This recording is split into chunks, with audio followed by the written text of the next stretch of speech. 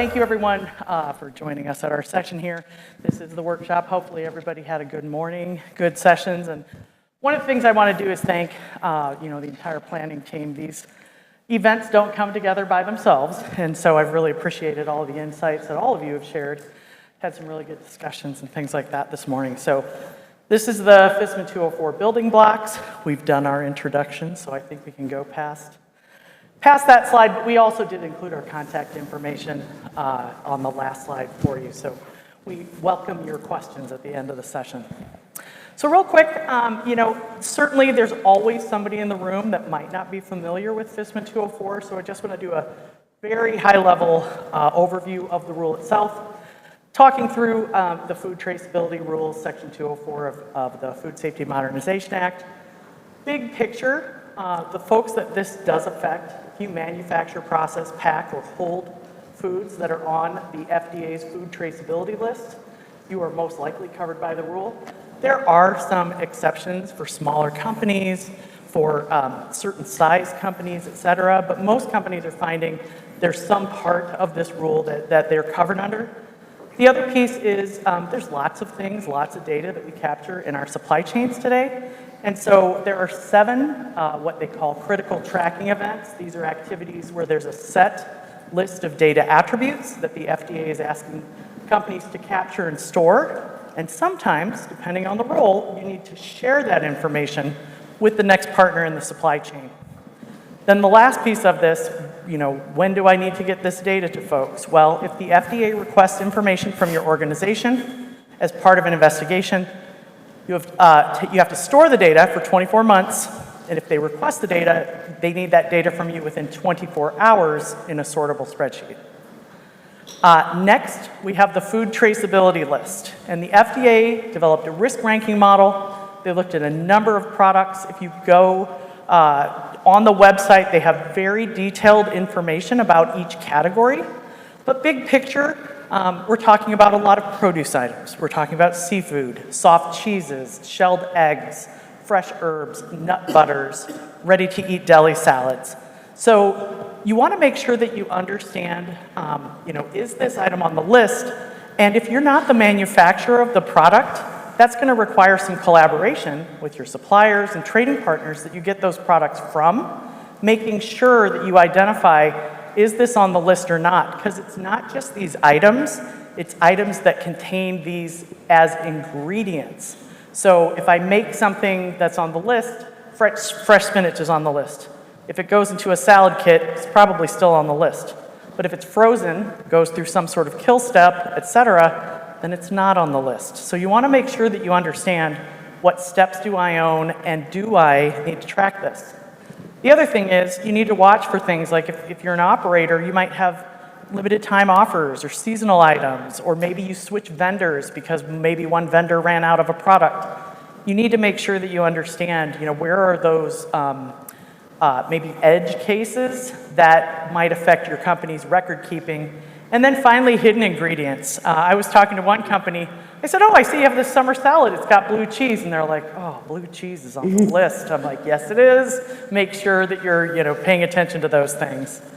So big picture, it's my last slide on the really quick intro. There's lots of great information on the FDA's website. But in March of this year, the FDA had done quite a bit of extensive stakeholder meetings through the Reagan-Udall Foundation, talking to food companies, and where they landed was the results of that. The FDA has proposed to extend the compliance date for the rule. The new date would be July 20th, 2028. That right now is still in the process of being approved. Just on September 8th, companies were, at that point in time, they had to submit any public comments regarding the extension itself.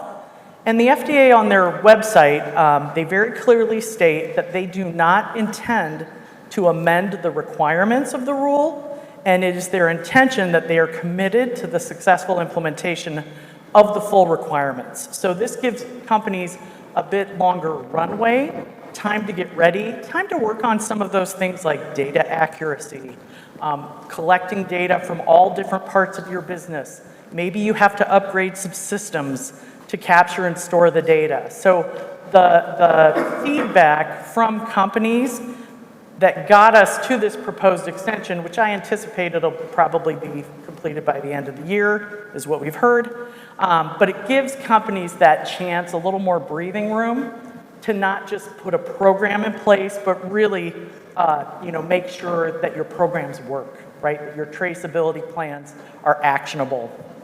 So real quick on this extension, because I mentioned the Reagan-Udall meetings, and Takashi, I know you participated in those and presented on them. Looking at that big picture of implementation challenges, how is Del Monte Fresh approaching this extension? Yeah, so good afternoon, everyone. Couple takeaways from the webinar that we did with Reagan-Udall. First, we did it with Cisco and HEB? Yeah, I think that's right, HEB. Yes. So you had a good cross-section of processor, grower, wholesaler, and then retailer. I think a couple things struck me, and I wanted to make sure I shared those. The first one is the technical specs, the granularity of which some of the discussion went to, the ASN, what are the building blocks, what are the lines that you're using to communicate?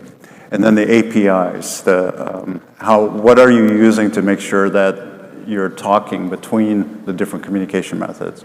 So I was really impressed to hear that these organizations had gone down to that level of granularity on that.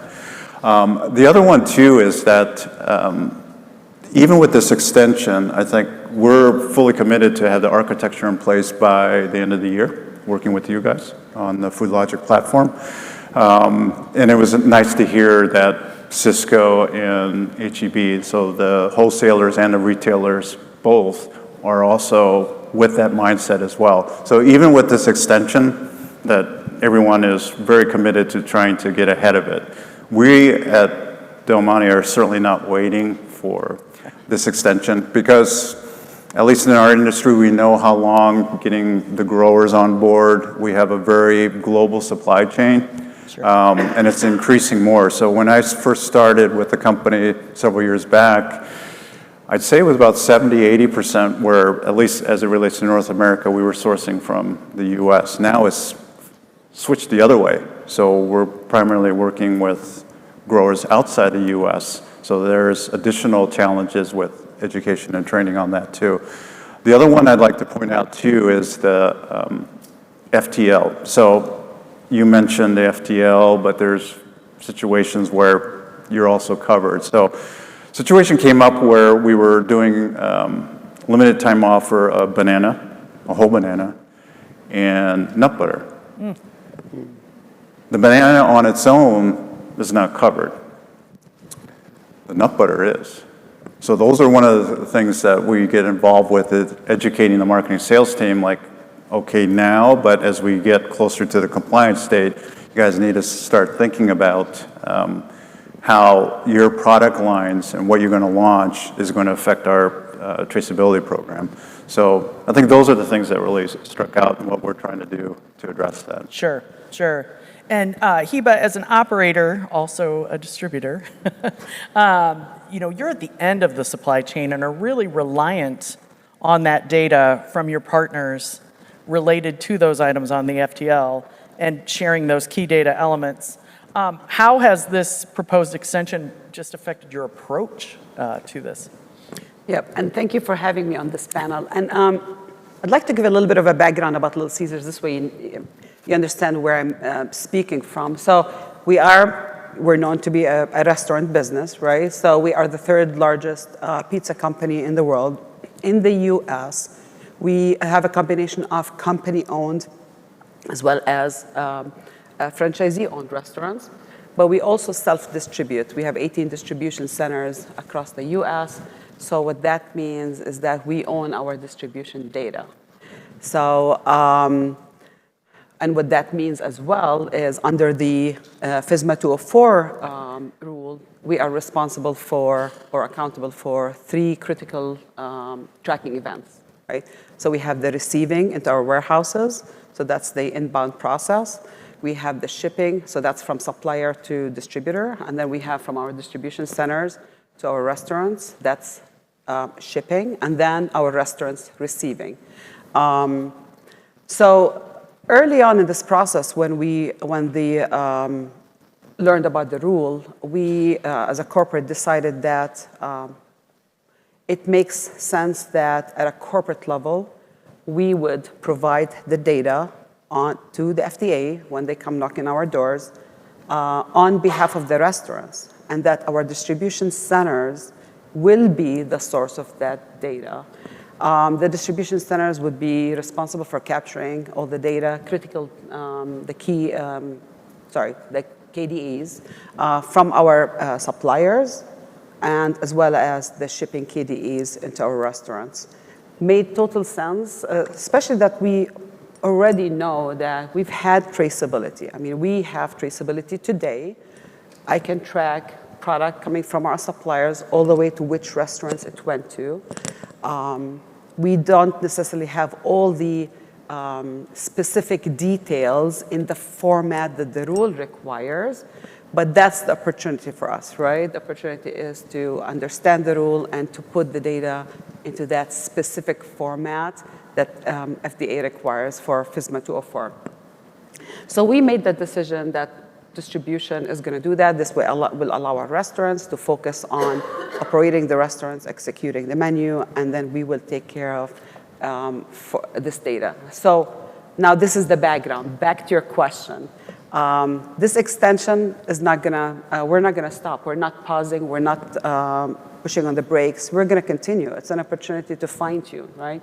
So we spent majority of last year and early this year talking to basically fully understanding the rule, putting our traceability plan together, mapping out our supply chain so that we can understand all these transactions that happen. And some we're very familiar with, some we uncovered in this mapping process, and then engaging our suppliers. And this is the piece that's taking a long time, engaging our suppliers to make sure that we are standardizing the formats we're getting the data in, working on automation. All that takes time, so we're not stopping. We work with a large supplier base. Some are ready, and some still need time to catch up, mainly our cut produce suppliers. So there's a lot of dialogue happening with these suppliers that is just helping overall with the relationship, helping with visibility into their supply chain, into our supply chain. All that's been good for us. So, and then testing the process. You put a plan together, you decide to, that we're complying, we have this report fully created and ready to provide all the KDEs when requested, but then you have to also double check, is the automation working, right? There could be errors, just like in the paperwork. Today, it's a manual process. We receive a lot of information, our traceability data on BOLs, for example, or on invoices. And per the receiving process, our DCs are supposed to double check the information against what they're receiving. Same thing with automation. You have to do the same thing. So we've had to create those new processes, one, to be able to receive the data electronically, two, to double check the data that we're receiving against reality of what we're receiving. And this is just an example. I'm sharing with you just the inbound process. We still have to, of course, worry about the outbound process, where we ship from our DCs to our restaurants, and making sure all this data is captured in a report that we can quickly pull together, aggregate the data from the different sources that we already have, and pull them in the right format. Yeah. So certainly not stopping, and we have to keep going. Yeah. Yep. And I like how you said, companies have had traceability programs in place for a very, very long time, right? We've all, as food safety professionals, have been doing this. Traceability is not new, but if you read the language in the rule, it says it's traceability beyond current regulations. So the items that are on that food traceability list, this is extended or enhanced data on top of what you already do today. So that's a really good point. The other thing that you talked about, which ties nicely into our next slide, is this was an opportunity for your company, right?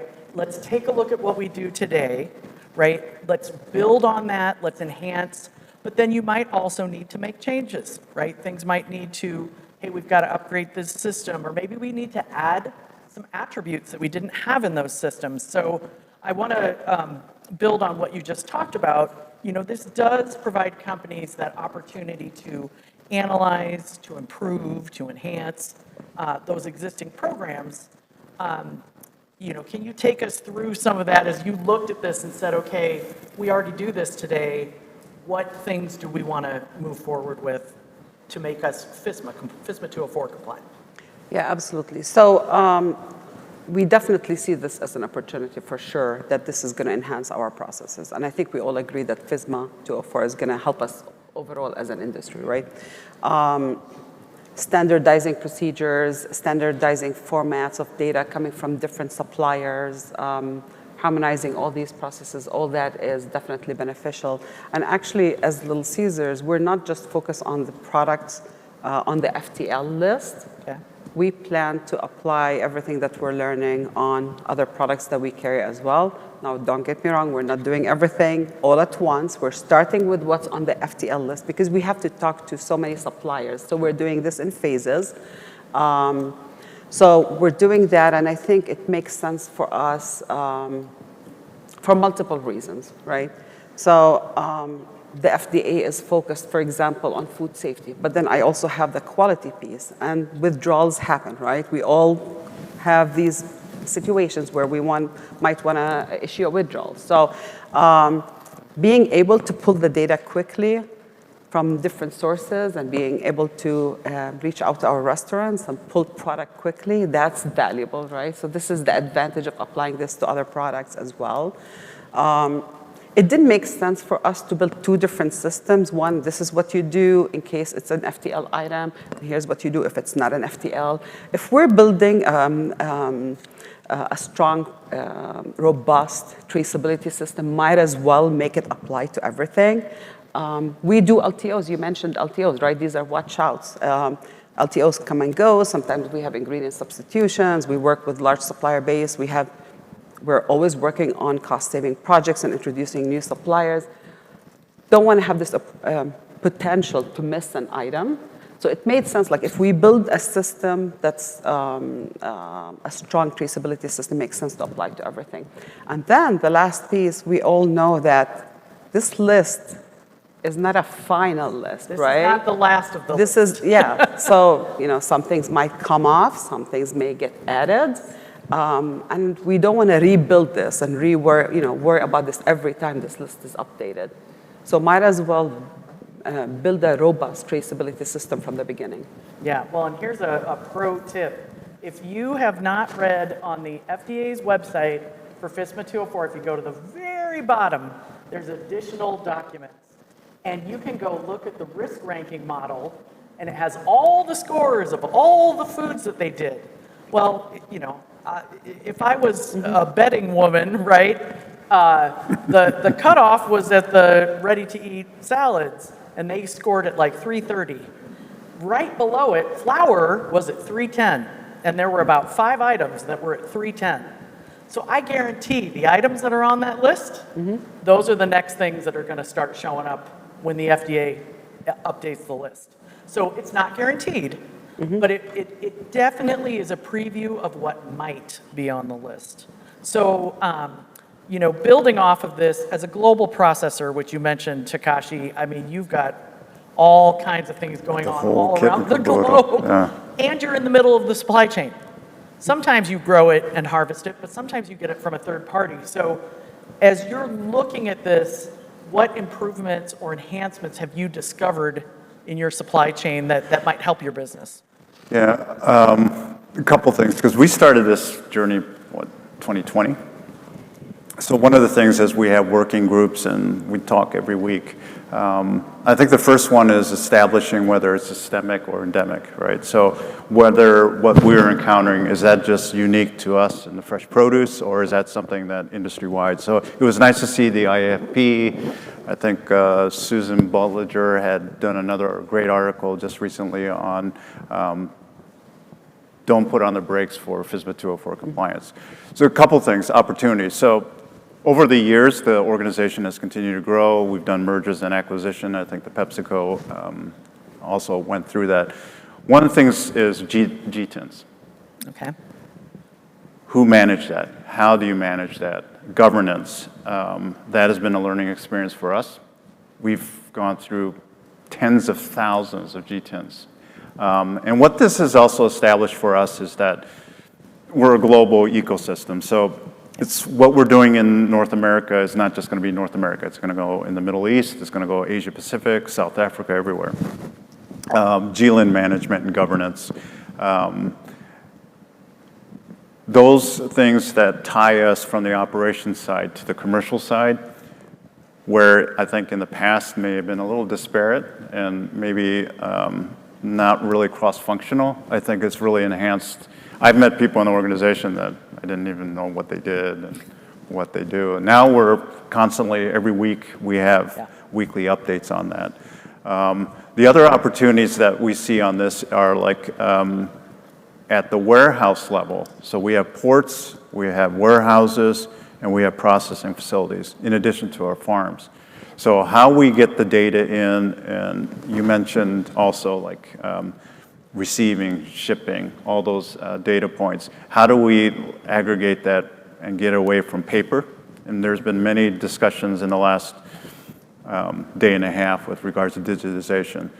We are still on that journey, but I think this highlights that this is absolutely a must-have. So we're doing RF scanning. What are things that the facilities need, whether you're a port, warehouse, or processing facility, to accurately get all this information and funnel it to a platform such as FoodLogic as well. So those opportunities are like basically technology, digitization, our supply chain in terms of it's getting more global, at least what I'm seeing. And I don't foresee that curbing or lessening in the near future. So Yeah. Well, and you mentioned cross-functional, and I'm sure many of you in this room, right, have teams. This is not an IT project. This is not a food safety Absolutely project, not. Yeah. right? You need to talk to those people in operations. I can't tell you how many times, you know, this is not either one of your facilities, but how many times I've gone somewhere and I'm like, I thought you said you didn't do repack. What's that guy doing over there putting cantaloupes in a box, right? Like it's just, there are things happening in your supply chain that you need to make sure you bring those teams to the table and have regular meetings to make sure, do we understand all those points? Hiba, you said we identified these different critical tracking events that we own. You've identified some areas where it's like, hey, we need to tighten up our data management. And real quick, for those of you who don't know me, I previously worked for GS1.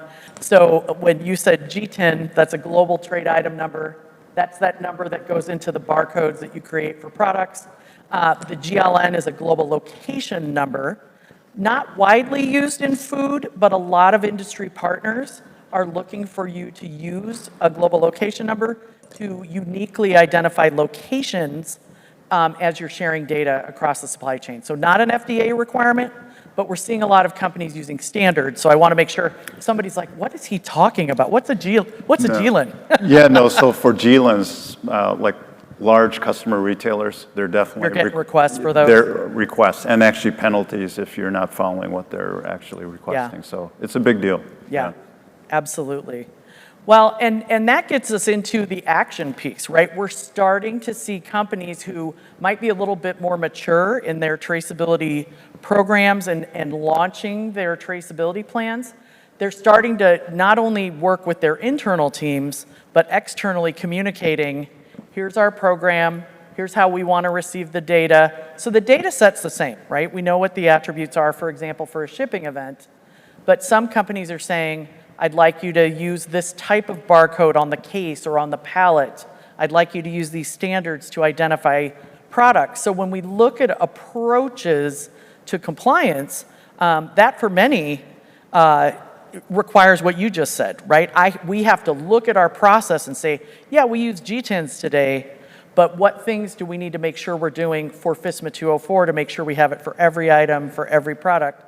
So, you know, as companies are adopting these standards, and many are enhancing things like EDI. EDI is a standard, right? So that's another area where we're seeing use. Companies are using, you know, either their own internal systems because they've got the master data, the logistics data, the manufacturing data. Others are looking and saying, you know what, we need help, right? We need help pulling this together into maybe a centralized tool. So, and then Hiba, you talked about, some companies are only doing record keeping for FSMA 204.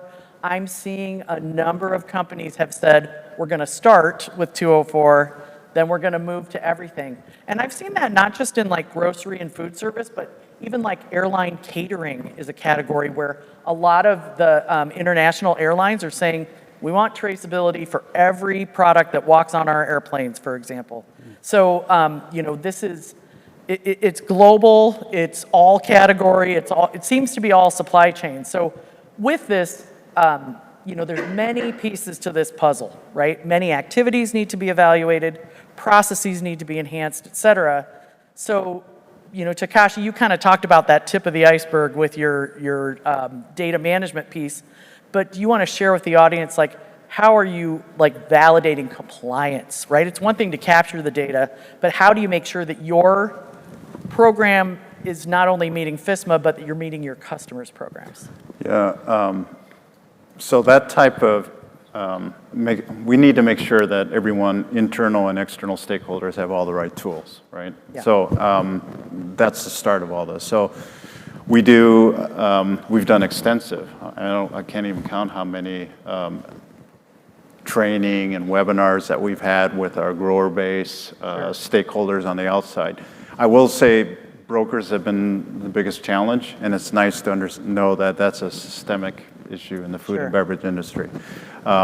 So we've already done some internal tests for receiving, shipping, transformation, and working with you guys on that. I think the next evolution of that is we are actually going to internal administrators within our organization, and we have training for them scheduled. One thing I will highlight is you need to test it. So, everyone does mock recalls, at least 1 or 2 every year. But what we're requesting is that these mock recalls be done in concert with the platform that we hope to have up and running early next year. We know everything is not there. We know we don't have all the data sets, everything. I'm as interested in what the folk, Mary at our Baltimore facility is doing as a workaround to get the full traceability record in lieu of what's already in the system now. Sure. So okay, Takashi, I did the trace back, but here, this was missing, this was missing. Here's an opportunity that we can improve.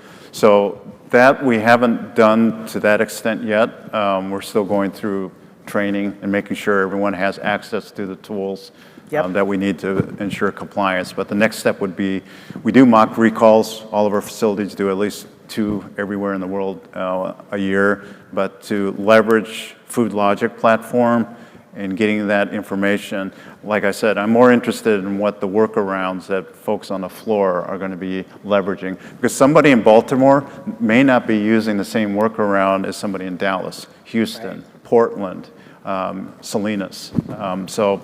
And those are things that we come back to you guys and say, hey, we don't have this, they're having trouble accessing this data. Is it because the supplier hasn't onboarded, or is it because they're just not able to get access into that system? So it's definitely an ecosystem. It is, it is, yeah. That's for sure. Well, and Hiba, as you were talking about, you not only have your restaurants, so you're that end of chain partner that needs the data about the items you receive, but because you are a distributor, you also have that receiving and shipping piece. And on your end, what things are you looking at as far as those different parts of your business and how you're going to make sure that they're in compliance? Great question, and it's exactly what you described earlier, different parts of a puzzle, right? Yeah. So we definitely have 2 work streams. One part, which is really the bulk of the work that we're doing, that's focused on suppliers and distributors. And it may sound simple the way we're describing it, but there's a lot of work that's happening behind the scenes, looking at the existing system. We're in the middle of updating our ERP system and new warehouse management, so that's going to give us new capabilities. So we're working with existing capabilities and planning for future capabilities. So there's a lot of stuff happening there. But while I talked about distribution is going to be carrying the responsibility of providing the data, we still have to worry about the restaurant piece, right? Yeah. Meaning the FDA doesn't know that we are going to provide the data. They're going to knock on a restaurant door and they're going to ask for the data. So what is the restaurant going to do? So we have a work stream related to how to educate our franchisees and restaurants in terms of what to do if the FDA comes and asks for this data, who to contact, have some training tools available to guide them through this process. Educating on the importance of making sure you're always buying approved ingredients from an approved source. That's very critical. And then there are some pieces in this rule that, in case you didn't notice or didn't pay attention to this piece, for example, the need for an agreement, a written agreement between the restaurant and the distributor. This is where this cross-functional team comes into play, right? Legal is part of our cross-functional team, and they have to figure out this agreement that we're going to have to draw between us and the franchisees or the restaurants. So many pieces are happening at the same time, and you're right, we're not doing everything. We have to be part of a cross-functional team. And then back to what you said about testing. So we've done mock recalls before, right? But we've always done them in a way where we say, for example, a supplier is recalling an item, and then we find this item all the way to our restaurants, right? So now with this anticipation that FDA might come to our restaurants and ask about Go the other direction. Go the other direction. Okay, in this particular week, hey, restaurant, what are the code dates of the cheese that you received and from which supplier, from which source? So we did an exercise after we put all our plans together. So we did an exercise and planned the whole process. And of course, in the middle of this exercise, you're going to find, oh, we have a gap. Some things went well, some things did not go well. And for the things that did not go well, how are we going to fix them? So not the first time, that's not the only time we're going to do it. We're going to keep repeating this because I'm sure we're going to come across different scenarios. Yeah. The other scenario that maybe I can share an example that you might all relate to. When we did our mapping process and started doing some mock recalls in this fashion, we were aware of majority of the transactions, right? And then in this process, we learned about a few other transactions that we're like, oh, we have to have a plan for that. So a couple examples, DC to DC transfers. We knew they happened, and we made an assumption that all the data falls with the product and follows the product with the paperwork, and we found that there are some gaps, and we needed to make sure we include the data elements in the BOL, for example, or in the transfer order. The other piece, I guess, missed that we do work with third-party distributors in places like Hawaii. We don't have a distribution center there. So we ship products to a third-party distributor, and that third-party distributor has a central location, and then there are boats where the product will go on, and these boats will go to the islands. So that's where we're like, oh, we need visibility into that. Don't have a solution for that yet, so we will be looking into a solution for that. But that's an example of how when you map the process, you'll identify things that you're like, didn't know this happens, or we knew, but we forgot about it. So yeah. So real quick, we are right on time. So I apologize that we do not have time for questions, but what I will say, come find us. We are going to be in the exhibit hall. We're going to be here for the rest of the conference. This last slide, I just need to give real quick credit to GS1 US. The last thing I want to say, look beyond compliance. Don't check the box that, hey, we're just doing this as a regulatory compliance project. Data is valuable, and you will find insights, as you heard from our panelists, about your business and things that you didn't know and improvements that you can make. So at the end of this all, our contact information is available. I believe the decks, is it right, Peter? The materials will be available from the presentations. So I encourage you, come find us, and we'd be happy to talk about our FSMA journeys. Yes, it will be available. So thank you. Thanks to our panelists. All right, thank you all.